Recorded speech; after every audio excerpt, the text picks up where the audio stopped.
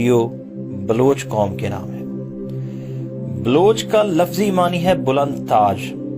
अब थोड़ा सा बलोच कौम की इब्तदा और इसके पसे मंजर पर थोड़ी सी रोशनी डालता चलूं। बलोच नस्लन अरबी है। बलोच को मुख्तलिफ अदवार में मुख्तलिफ कौमों ने बाल, बलोस, बलोस, बाउस, बिलोस और बलोच लिखा और इस्तेमाल किया। अहले बाबल अपने कौम देवता को बाल यानी बाल अजीम कहा करते थे। यूनानियों ने इसे बेलोस लिखा। पुराने दौर में लफ्ज बलोच को बलोस और बिलोस लिखा जाता था। अरब इसे ब्रूज, बलूस और बलोच अदा करते थे और ईरानी इसे बलोच लिखते और बोलते थे। हमारे यहाँ लफ्ज बलोच फारसी से मशहूर हुआ। बलोच कौम की एक नज़म से बलोच अपनी नस्ल हजरत हमजा से मिलाते हैं। बलोचों की तारीख हकीकत में इनके पहले सरदार मीर जलाल खान से शुरू होती है।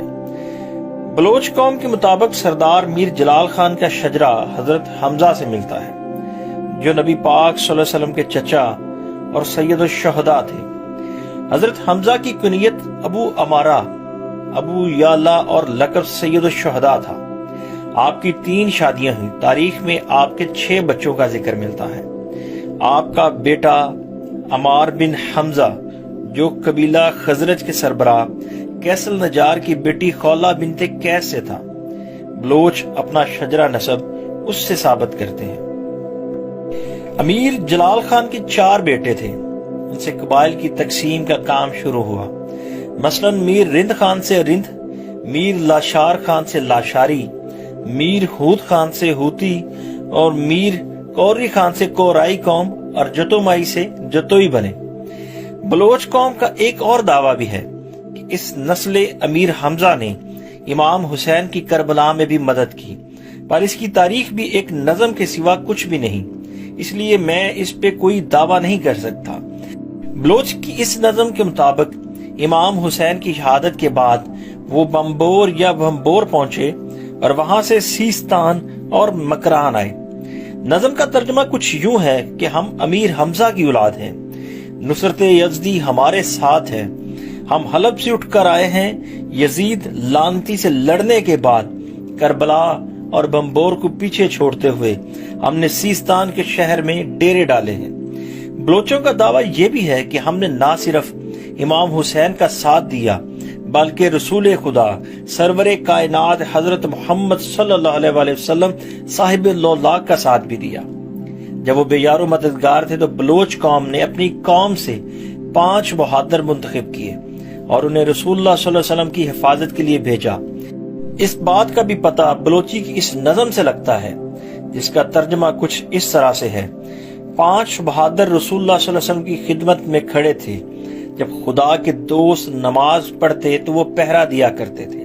जब कफ्फार के साथ लड़ाई छिड़ी, कफ्फार का लश्कर बेशुमार था, तीर औलों की तरह बरसे और जमीन से धुआं उठने लगा, मगर वो साबित कदम रहे और उनका ईमान कायम रहा। दुश्मन उनको मगलूब न कर सका। उस दिन पाक नबी सल्लल्लाहु अलैहि वसल्लम ने बलोच के सर पर तलाई ताज रखा। इसके अलावा बलोच कौम का तज़किरा शाहनामा फिरदौसी में भी मिलता है।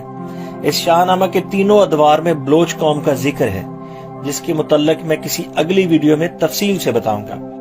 अक्सर तारीख की कुतब में मिलता है कि बलोचों ने 2 बार नकल मकानी की। एक बार जब फारस पर सल्जुकियों ने कब्जा किया, वलीमी और गजनवी ताकतों का खात्मा हुआ, तो ये लोग सीस्तान और मगरबी मकरान में नकल मकानी करके रहने लगे। दूसरी बार उन्होंने इस इलाके को छोड़कर मशरकी मकरान और सिंध का रुख किया। ये हिजरत चंगेज खान और जलालुद्दीन मंगोल की वजह से हुई। दूसरी हिजरत के नतीजे में इस कौम ने पहली बार सिंध धरती पर कदम रखा, जहां से इनकी तीसरी हिजरत की राह हमवार हुई। मोहम्मद सरदार खान बलोच अपनी किताब में लिखते हैं कि अमीर जलालुद्दीन तमाम बलोच कौमों के सरदार थे, जो 11वीं ईस्वी में करमान और लूत के पहाड़ों में रहते थे। बलोच रवायात इसी सरदार से शुरू हुई। इनके 4 बेटे, जिनसे 4 कबाइल वजूद में आए, रिंद, कोराई, लाशारी और हूद। रिंद के एक बेटे अमीर शहेक से एक नामवार सपूत ने जन्म लिया, जिसको दुनिया मीर चाकर या चाकर आजम के नाम से जानती है। میر چاکر کے متعلق تفصیلی تذکرہ اس ویڈیو میں ممکن نہیں، لیکن میں تھوڑا سا مختصر میر چاکر کا تعارف کرواتا چلوں گا۔ میر چاکر کا دور بلوچ قوم کی تہذیب و تمدن، ثقافت اور عروج کا دور تھا۔ میر چاکر ایک بہت ہی بہادر انسان تھا۔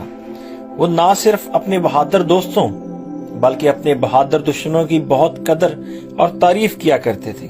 وہ کہتے تھے کہ بہادروں کا انتقام مجھے بہت پیارا ہے، جو میرے اونچے قلعوں پر حملہ کرنے کی ہمت رکھتے ہیں۔ میر شیخ کی انتقال کے بعد میر چاکر پوری بلوچ قوم کے سردار بنے۔ تاریخ میں ملتا ہے کہ میر چاکر اپنے قول کا بہت پکا انسان تھا۔ اس نے ایک عورت گوہر کو پناہ دی اور پھر اس کی حفاظت کے لیے سر کی بازی لگا دی، اور اپنے ہی بھائیوں لاشاریوں سے 30 سال تک جنگ لڑی، جس نے چاکروں اور لاشاریوں کے بڑے بڑے سورماؤں کو مٹی کی آغوش میں سلا دیا، جس میں میر چاکر کے 2 بھائی بھی شامل تھے۔ بلوچ قوم میں جھوٹ کو گناہ مانا جاتا ہے، بقول امیر چاکر کے کہ سچ بولنا بلوچوں کا شیوا ہے اور جھوٹ ایمان کو کمزور کر دیتا ہے۔ بلوچی بلوچ قوم کی قومی زبان ہے، اور یہ زبان پاکستان میں بلوچستان کے علاوہ جہاں جہاں بلوچ قوم آباد ہے بولی جاتی ہے۔ اس کے علاوہ سیستان، کردستان، خلیج فارس کی ریاستوں میں بھی بلوچی بولی جاتی ہے۔ بلوچی ادب کو 3 ادوار میں تقسیم کیا جاتا ہے۔ پہلا رند دور جو 1430 سے 1600 تک رہا، تیسرا قوانین کا دور جو 1600 سے 1800 تک رہا، اور تیسرا دور 1800 میں برطانیہ کی آمد سے شروع ہوا اور 1947 میں تمام ہوا۔